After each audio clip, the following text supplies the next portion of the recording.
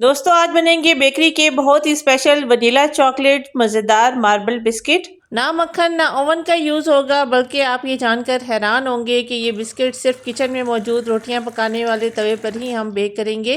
तो कैसे बनेंगे इतने टेस्टी बिस्किट, चलिए देखते हैं। बिस्मिल्लाहिर्रहमानिर्रहीम। अस्सलाम वालेकुम, मैं हूँ इरम। कुकिंग बाइट्स में आपको वेलकम करती हूँ। चॉकलेट वनीला मज़ेदार बिस्किट बनाने के लिए सबसे पहले बाउल में लेंगे हाफ कप घी। सेमी सॉलिड घी का यूज़ करेंगे। घी की जगह आप मक्खन भी यूज़ कर सकते हैं। घी में हाफ कप पाउडर शुगर डालेंगे। कास्टर शुगर के नाम से ये बाजार से मिलती है। अगर आप चाहें तो घर में भी दानेदार चीनी को पीस कर छान कर इसमें शामिल कर सकते हैं। चीनी को छान कर घी के साथ इसको बीट करेंगे। बीटिंग के लिए आपको किसी भी इलेक्ट्रिक बीटर की जरूरत नहीं है। घर में जो नॉर्मल हैंड विस्क होता है उसी से आपने इसको अच्छी तरह से बीट करना है। सिर्फ 1 से 2 मिनट तक चीनी और घी को बीट करेंगे। बीट करने से इसका कलर चेंज होगा। बीट करते हुए ये मिक्सचर क्रीमी हो जाएगा, जैसे क्रीम होती है, बहुत ज़्यादा ये फ्लफी हो जाएगा। जब इस तरह का ये मिक्सचर क्रीमी होने के बाद थोड़ा सा स्टेबल होने लगे तो इसमें शामिल करेंगे एक अंडा। अंडा आपने इस मिक्सचर में नॉर्मल टेम्परेचर वाला यूज़ करना है। अंडा डालकर इस मिक्सचर को मज़ीद बीट करेंगे। अंडा जब बिस्किट के मिक्सर में अच्छी तरह से मिक्स हो जाए तो फिर इसमें शामिल करेंगे अंडे की स्मेल को दूर करने के लिए कुछ drops vanilla essence. Vanilla essence की जगह आप इलायची पाउडर भी इसमें डाल सकते हैं। इलायची पाउडर आपने चीनी के साथ अच्छी तरह से ग्राइंड करके छान कर इसमें डालना है। अब आ जाती है इस मिक्सर में ड्राई इंग्रेडिएंट्स की बारी। सबसे पहले ड्राई इंग्रेडिएंट्स में शामिल करेंगे 1.5 कप मैदा। अभी 1.5 कप मैदा इसमें शामिल करेंगे। ज़रूरत पड़ी तो बाद में मैदा इसमें और भी ऐड करेंगे। इसमें शामिल करेंगे half tea spoon baking powder, कुछ चुटकी थोड़ा सा नमक डालने के बाद ड्राई इंग्रेडिएंट्स को छानेंगे। ड्राई इंग्रेडिएंट्स को छानने से इनमें एक एयर सी बनती है। बिस्किट या केक जो भी आप बना रहे हैं अच्छी तरह से फूल कर राइज होते हैं। अब स्पैचुला को क्लॉकवाइज घुमाते हुए इस मिक्सचर को फोल्ड करेंगे। इस मिक्सचर को आपने पहले स्पैचुला से फोल्ड करना है।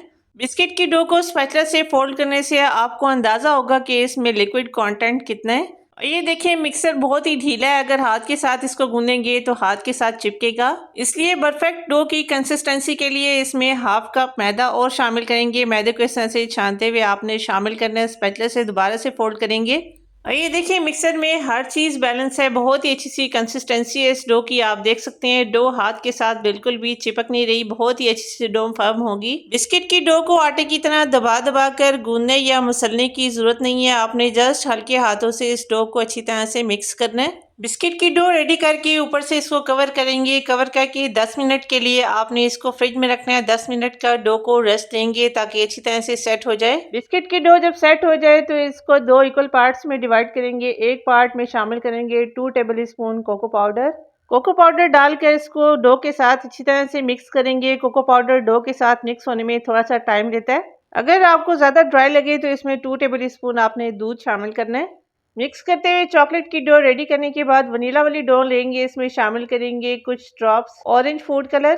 फूड कलर टोटली ऑप्शनल है, आप चाहें तो इसको स्किप भी कर सकते हैं, लेकिन फूड कलर डालने से बिस्किट में चॉकलेट के साथ वनीला का कलर भी बहुत ही अच्छा सा आएगा। बिस्किट के लिए वनीला डो रेडी करने के बाद अब चॉकलेट डो से छोटे छोटे पोर्शन लेकर इसकी बॉल्स बनाएंगे। बहुत ही छोटा पोर्शन आपने डो का लेना है। तकरीबन हाफ टी स्पून के बराबर डो लेकर छोटी छोटी बॉल्स बनाएंगे। ज़्यादा बड़ी अगर ये बॉल्स आपने बनाई तो बिस्किट की शेप ठीक नहीं बनेगी। आपने बहुत ही छोटी छोटी बॉल्स बनानी है।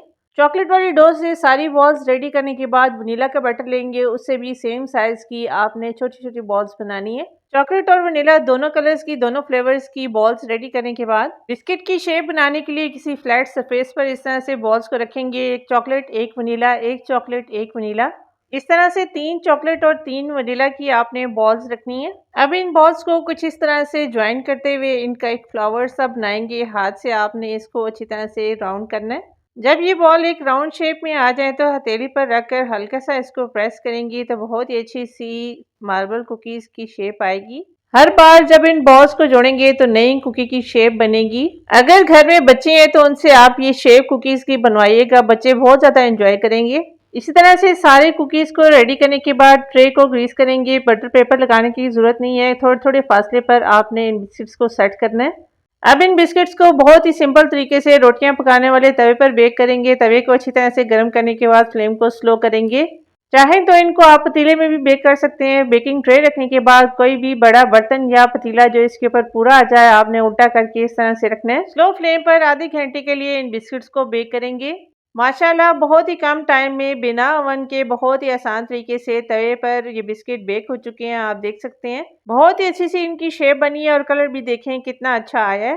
अगर आपको इनकी बैक साइड दिखाऊं तो बैक साइड से भी ये बहुत ही प्रॉपर तरीके से बेक हो चुके हैं। आप देख सकते हैं ना ये जले हैं ना इनका कलर खराब हुआ है। जब ये बिस्किट गर्म होते हैं तो इनके टेक्सचर थोड़ा सा नरम होता है, इसलिए अच्छी तरह से ट्रे में ठंडा करने के बाद इनको ट्रे से निकालेंगे। बेकरी से ज़्यादा खस्ता और मज़ेदार ये टेस्टी मार्बल बिस्किट बनाकर आप इनको शाम की चाय के साथ इंजॉय कर सकते हैं। बच्चों को स्कूल लंच में दे सकते हैं। इसके अलावा बनाकर इकट्ठा मेहमानों के लिए भी स्टोर कर सकते हैं। ये मज़ेदार मार्बल बिस्किट आप भी ट्राई ज़रूर कीजिएगा। कमेंट करके मुझे बताइएगा कि आपसे ये बिस्किट कैसे बने। यहाँ पर अपने व्यूवर्स अपनी प्यारी बहनों से रिक्वेस्ट करूँगी, रेसिपी ज़रा सी भी अच्छी लगे तो लाइक ज़रूर कीजिएगा। चैनल पर पहली बार आए हैं तो सब्सक्राइब कर लीजिए। जज़ाकल्लाह। सो मिलते हैं अगली वीडियो में एक और नई अमेजिंग रेसिपी के साथ। तब तक के लिए अल्लाह हाफिज़।